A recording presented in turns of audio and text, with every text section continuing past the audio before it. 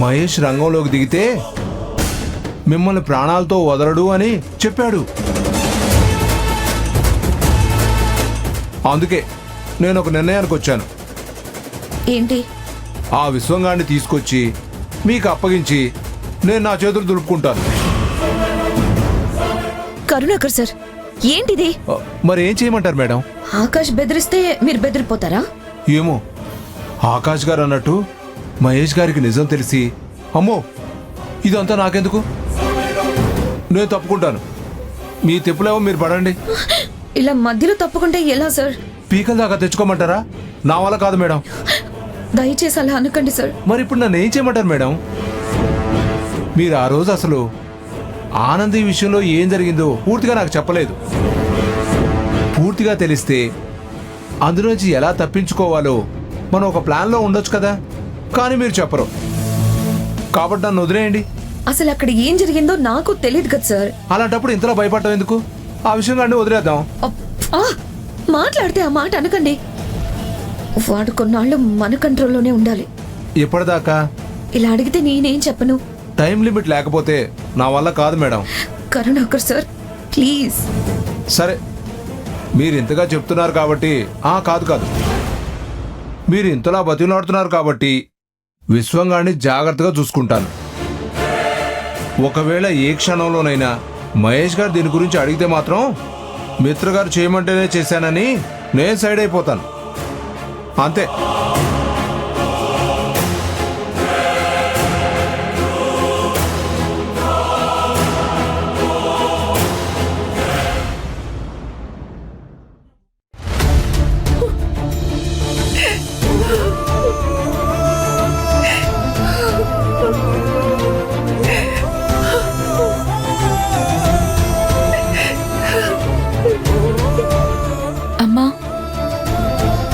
ఇలా బాధపడే బదులు అన్నయ్యకి ఒక్క కాల్ చేసి ఇంటికి రమ్మని పిలవచ్చు కదమ్మా.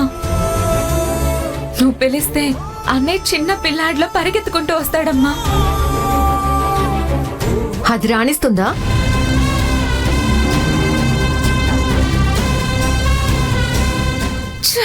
నేను మా అమ్మతో మాట్లాడుతుంటే మధ్యలో మాట్లాడతావేంటి? అయినా నన్ను మా అన్నయ్యని ప్రశ్నించడానికి నువ్వెవరు? నువ్వొచ్చి మా అమ్మ మనసుని పురుగులా తినేస్తూ మా అమ్మకి మనశ్శాంతి లేకుండా చేస్తున్నావు. ప్రసన్న, ఏంటి మాటలు? నేను అన్న మాటల్లో తప్పే ఉందమ్మా. ఈ తులసి వచ్చాకే కదా నువ్వు మారిపోయావు. మన ఇంట్లో గొడవలు స్టార్ట్ అయ్యాయి. ఎక్కడో అన్నయ్య, ఇక్కడ నువ్వు నేను ఇలా బాధపడుతూ ఉండడానికి కారణం ఎవరు? తిను కాదా? ప్రసన్న, తెలిసి తెలియకుండా మాట్లాడకు. నన్ను ఇక్కడికి రప్పించింది ఒక ఉత్తరం. ఎవరు రాశారో తెలియని ఒక ఆకాశరామన్న ఉత్తరం. ఆ లెటర్ చదివి బావ జీవితం సెటిల్ చేయాలని ఆనందిని బావని కలపడానికి వచ్చాను. కానీ ఆనంది ఎవరి కారణంగానో ప్రెగ్నెంట్ అయి కూర్చుంది. ఆ సిచ్యువేషన్ లో బావని నేనే పెళ్లి చేసుకోవాలనుకున్నాను. అది తప్ప? తప్పు నీది కాదు, నాది. ఎస్, నీకు ఆ లెటర్ రాసింది నేనే.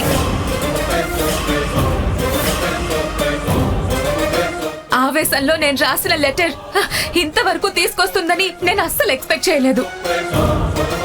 ఏంటి నువ్వు చెప్తోంది? అవునమ్మా, ఆనంది మీద కోపంతో అలా చేశాను. అప్పుడు ఆనంది మీద కోపంతో ఆ లెటర్ రాసావని ఇప్పుడు బాధపడుతున్నావు. ఇప్పుడు నాతో ఇలా మాట్లాడుతున్నందుకు ముందు ముందు చాలా బాధపడతావు ప్రసన్న. ఛాన్సే లేదు. ఎవరన్నా లైఫ్ లో ఒక్కసారి బిగ్ మిస్టేక్ చేస్తారు. అది ఆల్రెడీ నేను చేసేసాను. కాబట్టి నువ్వు అలాంటి ఆశలు పెట్టుకోకు. ఆనంది ఆల్రెడీ నాకు వదిన అయిపోయింది. సో ఇక నువ్వు ఏం చేయలేవు. ఆనంది పేరెత్తకే చిరాగ్గా ఉంది. అవునవును, ఇదే నోటితో అమ్మా ఆనంది నువ్వు కాలు పెట్టావు, ఈ ఇల్లు కళకళ్ళాడిపోతూ ఉంది, నాకు చాలా ఆనందంగా ఉంది, నువ్వు హాస్టల్లో ఉండడం దేనికమ్మా, ఇక్కడే మన ఇంట్లోనే ఉండు తల్లి అని ఎవరన్నారు? నువ్వే కదా. ఈ ఫోటో డ్రాయింగ్ వేయించిచ్చింది ఎవరు? ఆనందియేగా. అది మర్చిపోయావా? అలా మర్చిపోబట్టే ఇలా పీస్ ఆఫ్ మైండ్ లేకుండా ఉంటున్నావు. ఈ ఫోటో కళ్ళ ముందు ఉండబట్టేగా దాని గురించి ఎంత గొప్పగా చెప్తున్నావు. ఇప్పుడే ఈ ఫోటోని చెత్తబుట్టలో పడేస్తాను. నేను కూడా ఇంట్లో నుంచి వెళ్ళిపోతాను.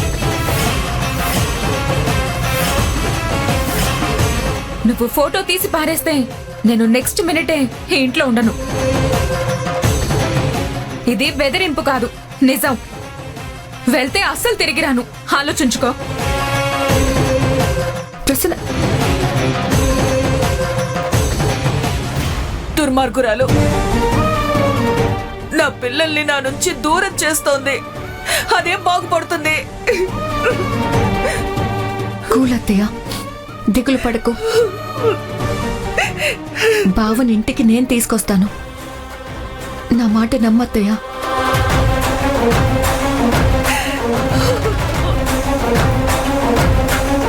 అత్తయ్య అని ఈ వెపన్ చాలు బావని ఆనంది నుంచి వేరు చేయడానికి. ఆనంది, బావ నావాడే, వదిలేదే లేదు.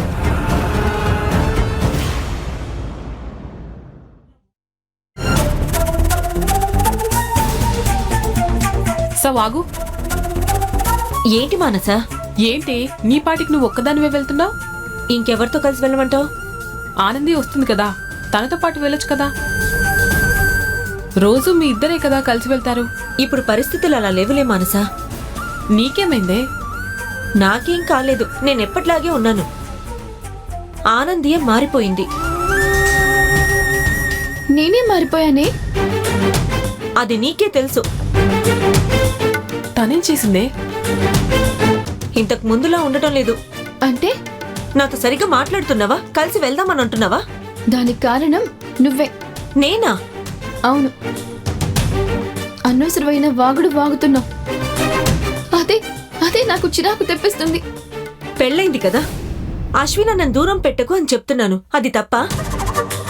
నాకిష్టం లేదని, నేను అలా చేయలేదని చెప్పాక కూడా అయినా కూడా నువ్వు అర్థం చేసుకోవట్లేదు. అశ్విన్ అన్న చేసిన తప్పేంటి?